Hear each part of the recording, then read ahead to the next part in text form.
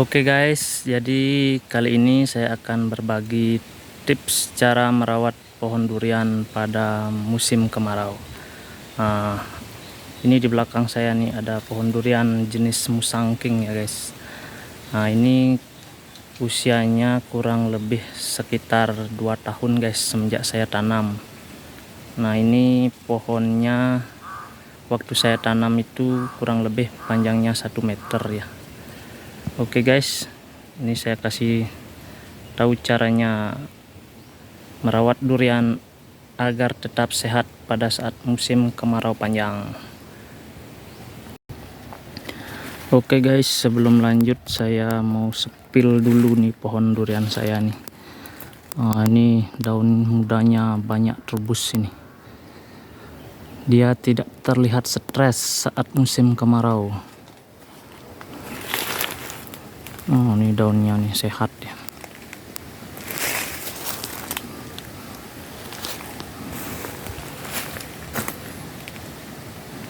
Daunnya rimbun.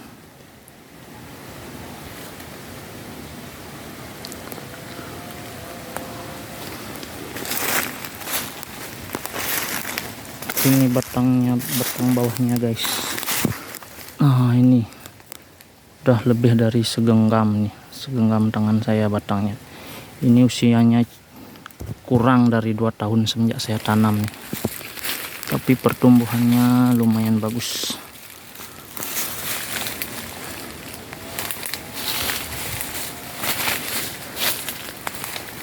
Nah, ini percabangannya waktu kecil ini dulu nih. Ada pohon pisang di sebelahnya, jadi dia tidak setiap arah mata angin keluar cabang nih guys. Setelah saya hilangkan pohon pisangnya itu baru cabangnya merata di setiap mata angin. Nah, ini tingginya kurang lebih 5 meteran ya guys. Lumayan bagus kalau menurut saya nih pertumbuhannya. Nah, ini yang putih-putih nih guys, saya cat pakai fungisida atau anti jamur ya guys. Fungisida yang saya gunakan itu jenisnya mereknya Antrakol. Kemudian saya campur pestisida Alika namanya, itu racun kontak. Kemudian saya campur lagi dengan pestisida Regen, itu racun sistemik. Jadi tujuannya untuk mencegah penggerek batang, karena durian sangat rawan sekali terserang penggerek batang. Kalau sudah terserang penggerek batang, itu kasihan duriannya, bisa mati lama-lama. Nah, lebih baik kita mencegah daripada mengobati. Sejauh ini lumayan aman batangnya nih. Oke guys, nanti saya perlihatkan nih fotonya 1 tahun lalu.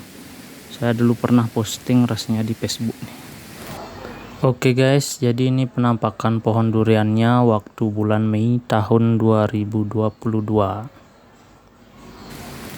Pertumbuhannya lumayan cepat. Nah, kemudian untuk perawatan tanahnya guys. Nah, ini saya timbun tanah di bawah pohon bambu ya. Nah, ini humus-humus pohon bambu nih.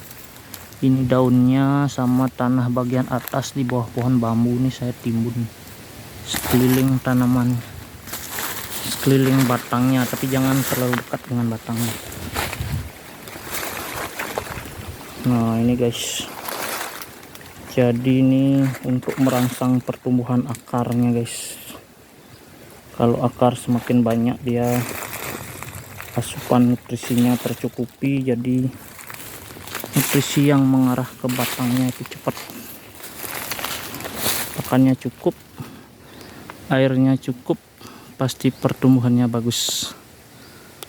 Oke guys, sekarang saya mau kasih tahu cara saya untuk menyiram atau memberikan irigasi tetes pada musim kemarau.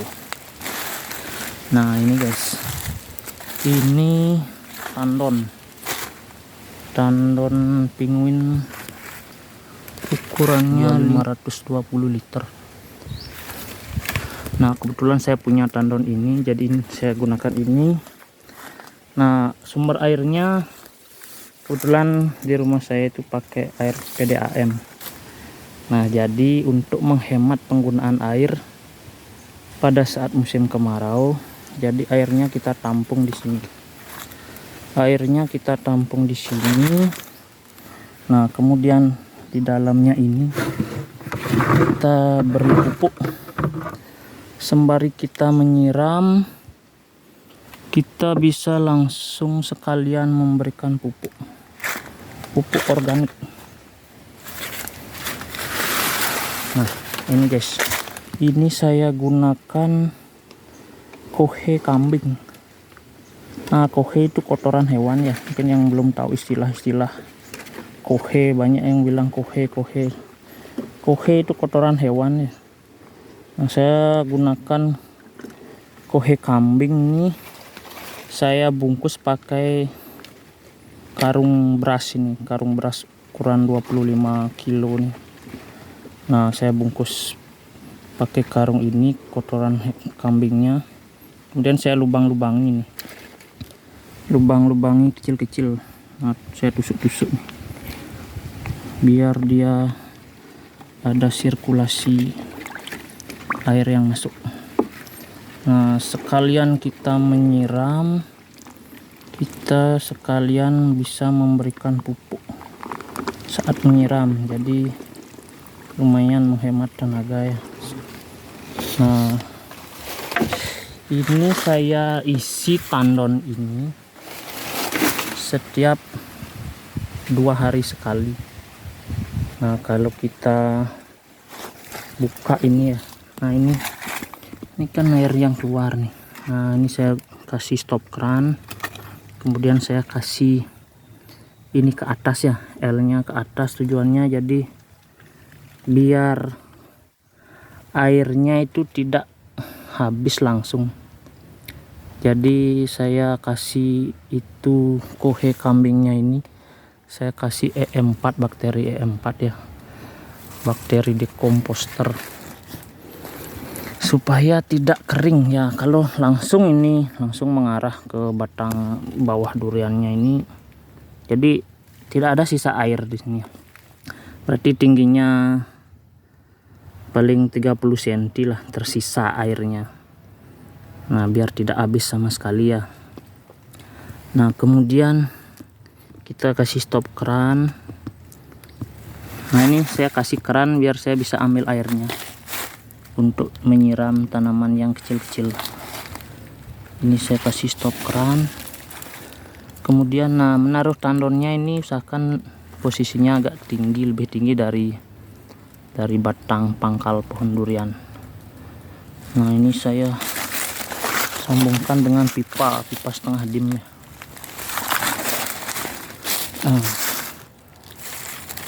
Nah ini belum saya kasih L nya.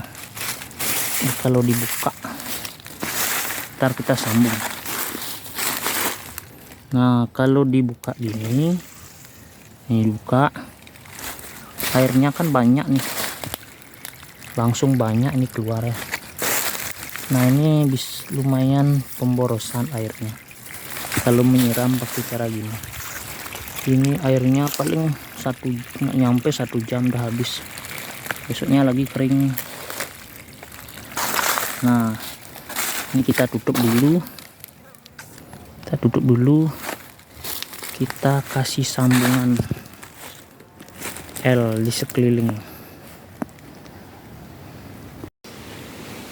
Nah oke guys, jadi kita ini sudah siapkan T. Nah, ini T ukuran setengah, kita sambung ke sini ntar. Nah ini kita biar sekelilingnya semua terjangkau. Ini sini kita kasih L. Nah ini tidak saya lem ya, sengaja tidak saya lem biar bisa dibongkar pasang, nggak bocor kok dia. Nah ini kita arahkan ke sekelilingnya, sekeliling pangkal pohon tanaman kita. Jaraknya kurang lebih 75 cm lah. Nah, kita atur sesuai dengan besar pohonnya ya. Kalau kecil mungkin tanamannya bisa agak dekat dia. Kalau udah agak besar dia bisa jauhan dikit. Akarnya juga udah bisa menjangkau. Nah, oke guys, kita sambung dulu ini.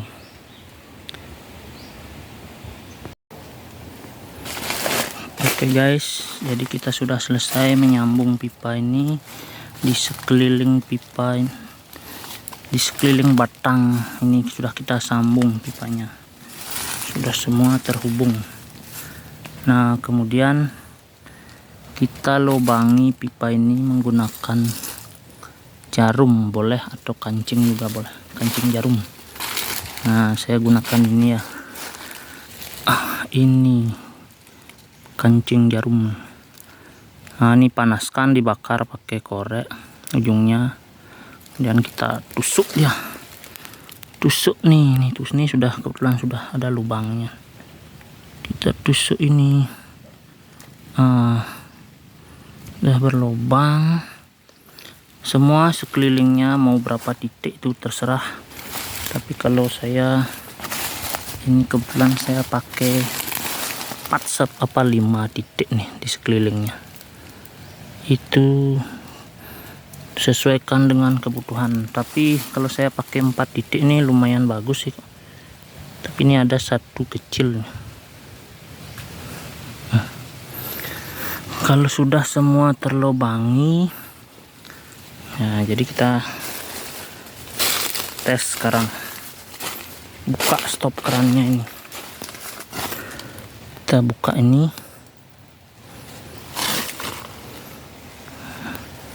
Nah, kita buka ini. Nah, ini airnya udah keluar nih sekeliling. Nah, ini airnya keluar. Jadi airnya muncrat kecil nih sekeliling tanamannya.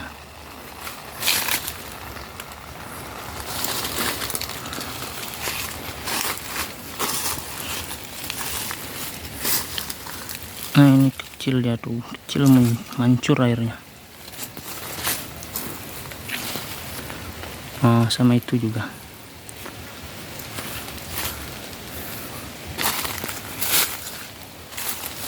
Nah, kalau dirasa terlalu gede airnya keluar nih, kita atur di stop kerannya supaya menetes kecil ya, jadi tidak cepat habis airnya. Nah, kita kecilin di sini, jangan dipolkan. Nah, sesuaikan dia sama kebutuhan kita.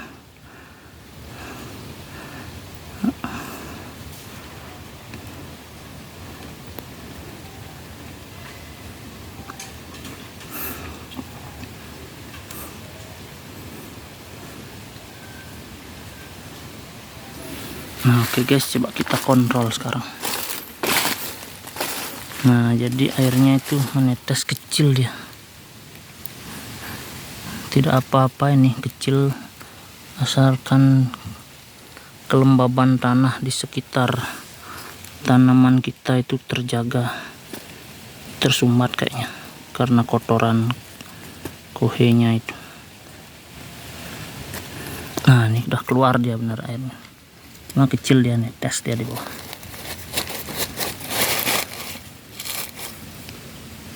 Nah, ini dia netes. Jadi saya gunakan ini, cara ini untuk menjaga kelembaban tanah pada saat musim kemarau. Karena ada tuh, saya pernah baca di Google tuh penelitian tentang tanaman yang disiram sekali banyak tapi temponya lama, itu lebih bagus yang dapat air sedikit-sedikit tapi dia kontinu dia, daripada banyak tapi jarang. Lebih bagus sedikit-sedikit kecil tapi dia terus menerus ada air. Itu lebih bagus pertumbuhannya, itu sesuai dengan penelitian yang pernah saya baca ya. Jadi saya tinggal menerapkan saja, udah ada yang meneliti, kita tinggal diaplikasikan di kebun kita masing-masing. Nah ini airnya kecil dia menetes, kalau terlalu gede rasanya dikecilin lagi, kalau kurang dirasanya digedein lagi. Tinggal atur ya sesuai kebutuhan kita, sesuai kemampuan kita memberikan air, mengisi suplai airnya di tandon itu. Nah oke guys, jadi ini air yang menetes ini sekalian ada unsur hara ya, unsur hara dari kotoran kambing yang kita penam, yang kita kasih karung airnya. Jangan lupa ya, kotoran kambingnya itu dikasih EM4 saat pertama kali menaruh. Jadi inilah buktinya nih, itu dengan penyiraman yang sedikit-sedikit tapi sering. Tanaman saat musim kemarau panjang nih, ini di Bali sekarang nih, saya kebetulan di Kabupaten Jembrana, ini musim kemarau panjang lumayan, udah lama tidak turun hujan, jadi tanamannya tetap sehat. Nah ini saya uji cobakan pada satu tanaman durian ya, nanti kalau cara ini lumayan efektif, nanti kita aplikasikan ke semua tanaman durian kita. Ada yang masih kecil-kecil, itu hasil sambung sisip saya di kebun.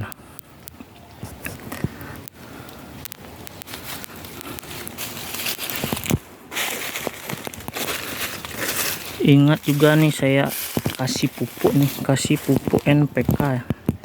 Saya kasih pupuk NPK itu sebulan sekali. Sebulan sekali saya kasih pupuk dengan cara dikocor ya. Ini tanah dari bawah pohon bambu. Nah ini humus-humus dari daun bambu ya. Ini kebetulan saya nanam durian nih di sela-sela pohon kakao. Ini kakaonya juga sehat nih pada saat musim kemarau nih.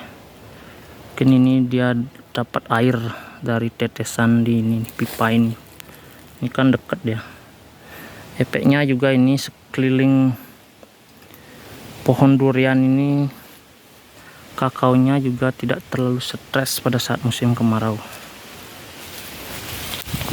Oh ini tuh, ini buahnya lumayan gede-gede.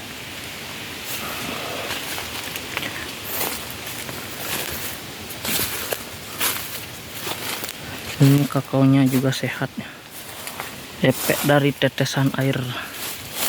Nah ini yang di jerigen ya, ini urin sapi ya, ini air kencing sapi, ini saya tampung, saya taruh di jerigen. Ini udah lumayan lama, ini udah sekitar 6 bulan saya stok nih. Saya tampung air kencing sapi ini, saya kasih EM4 yuk. EM4 tuh bisa dibeli di toko-toko pertanian ya. EM4 tuh bakteri yang membantu penguraian unsur-unsur hara. Nah tiap saya ngisi air ini, saya ngisi air di tandon ini, saya biasanya tuangkan 1 gelas urin sapi ini ya. Ingat urin sapinya ini urin sapi yang sudah lama, sudah difermentasi istilahnya, jangan urin sapi yang masih baru.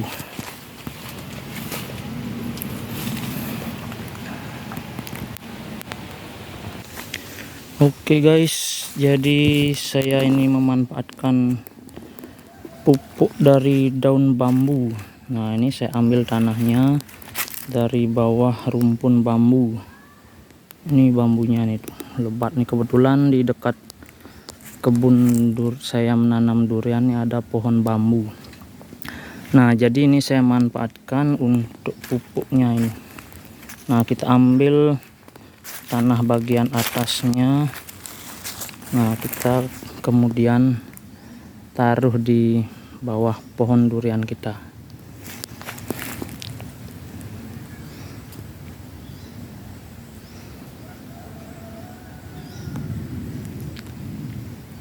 Ini daun bambu nih dipercaya sangat baik untuk menyuburkan tanah ya, karena menurut penelitian itu daun bambu itu bisa memicu timbulnya jamur trichoderma. Oke guys, ini saya lanjut untuk mengangkut pupuk dari daun bambu untuk dibawa ke pohon durian kita guys. Oke guys, jadi sekian cara saya untuk mengatasi musim kemarau pada tanaman durian. Jika ada yang mempunyai cara lebih efektif atau lebih efisien, bisa dibagikan di sini, bisa di komen di bawah ini. Oke guys, jangan lupa like, comment, and subscribe. Terima kasih.